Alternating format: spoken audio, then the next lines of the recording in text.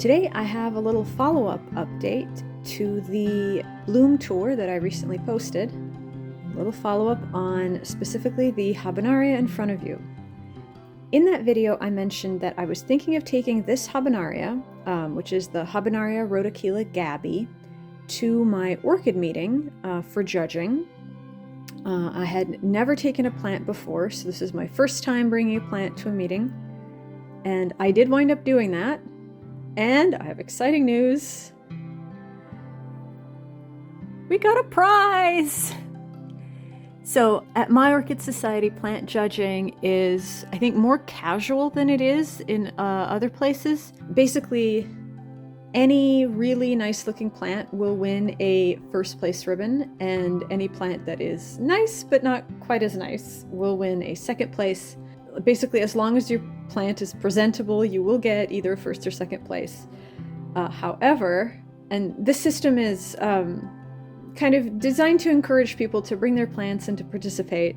And I gotta say it worked, because I am definitely gonna bring more plants to meetings after getting a first place. However, not only did my plant get a first place ribbon, it was also chosen as Plant of the Month, which is a far more special honor. Basically, the most impressive, best grown, most beautiful plant in attendance at a monthly meeting is chosen as Plant of the Month. And with that, there's a small prize of a gift certificate to one of our local orchid nurseries. So, yay, the Habenaria won a prize! I am extremely excited about this, and I wanted to share what this plant looked like, since it now has award-winning status on a very small scale. The judging at our monthly meetings is not rigorous like AOS judging at all. Like I said, it's mostly just to encourage people to participate and also to reward them for, doing a good job blooming their plants. But while we were there, I also had the opportunity to pollinate my Habenaria, because we had a lot of Habenarias in attendance. And a lot of them, well, they were all very beautiful, but the owner of the other Habenarias agreed that we should try pollinating mine, and I think we tried pollinating one of hers as well. Now, nobody who was there at the time actually had ever pollinated a Habenaria or knew what they were doing. So, one of the other members of my Orchid Society actually recorded it and posted the video to her channel, which I might link in the description. But we tried a number of things, and it seems like maybe a few of those attempts maybe worked. You can see that a number of the flowers here and there are fading. The only flowers that are fading are the ones that we tried pollinating. So I have labeled the various attempts we did 3 things. There was a Habenaria rhodocheila red form that we tried with and pollinated this flower, which you see that's fading and is labeled. There's a Habenaria rhodocheila yellow that we tried on this one. It did not work as well. The flower that's actually tagged as the one that we attempted is not fading, so I'm guessing that one did not take. And then I tried a couple of selfings, because my plant was just leaving pollen all over everything, like all over the bag that I used to bring it to the meeting in, all over my hands as I was trying to pollinate it.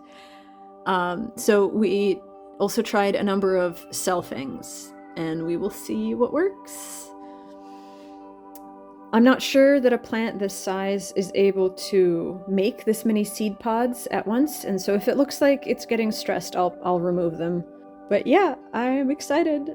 Not only did my plant win an award, but maybe pollinating it worked. Super jazzed. So if it works, I will definitely post updates. And if it doesn't work, I will post an update and let you know how that went. So yeah. I also have a couple of updates from that last video that are less exciting, but I will quickly take you around to a couple more plants. So in the last update, I showed you this Macodes petola, which was starting to bloom at that time. And I mentioned that the flowers tended to be fairly unremarkable, but I was not yet able to show you any because they weren't open. And now we have a couple open. Let's see if we can. So there it is. That is the flower of a Macodes petola. Not super impressive.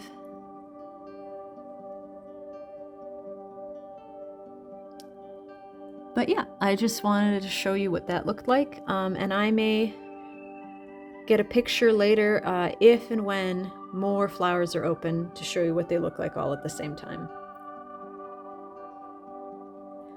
I also lamented the loss of the first sheath that my Rlc Eric Paul Judy had produced.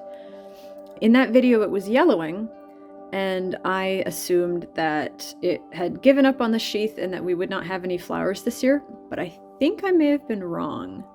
So the day after I recorded that last video, the sheath actually blackened and looked gooey, and I was very concerned that this was a sign of disease. I'm still not sure if it was. I looked up what to do in the event that you had a cattleya with a gross black gooey sheath, and it said to cut it open. So I did. Let me see if I can.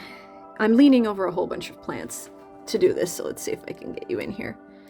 I cut open the sheath. I don't know if you can see it in there, but it looks like there are buds forming.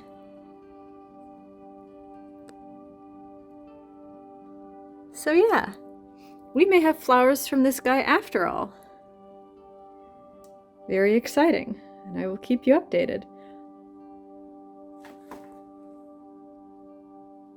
And our final update for today is on my Aliceara Marfitch Selects. In that video, the large Aliceara did not yet have any open flowers, and my small first bloom, possibly Aliceara Marfitch, was starting to fade, and I was a bit bummed that I wouldn't get to compare them side by side to see if they were the same flower, in fact.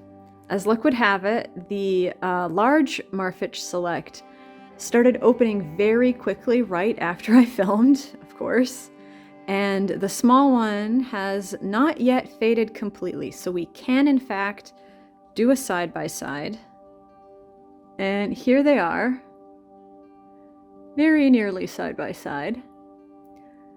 We can see that the pattern on the two flowers is nearly identical, even though the size and color saturation are different.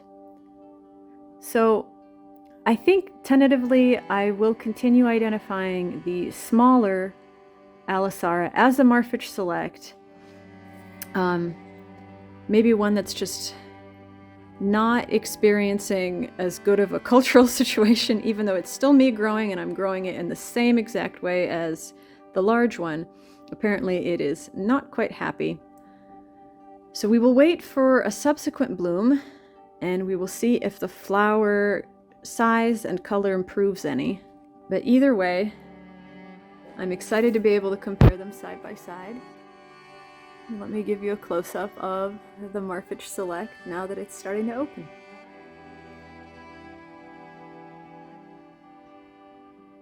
So thank you for joining me for this brief update. If you're interested in further updates on these or any other plants in my collection, I invite you to subscribe. Let me know in the comments if you think these two Alicearas are the same, because I would like some other people's opinions on that. And if you know anything about cattleyas that produce weird black and gooey sheaths and whether they will actually successfully bloom, also please let me know that. Thank you for watching this video, and I will see you in the next one. Bye!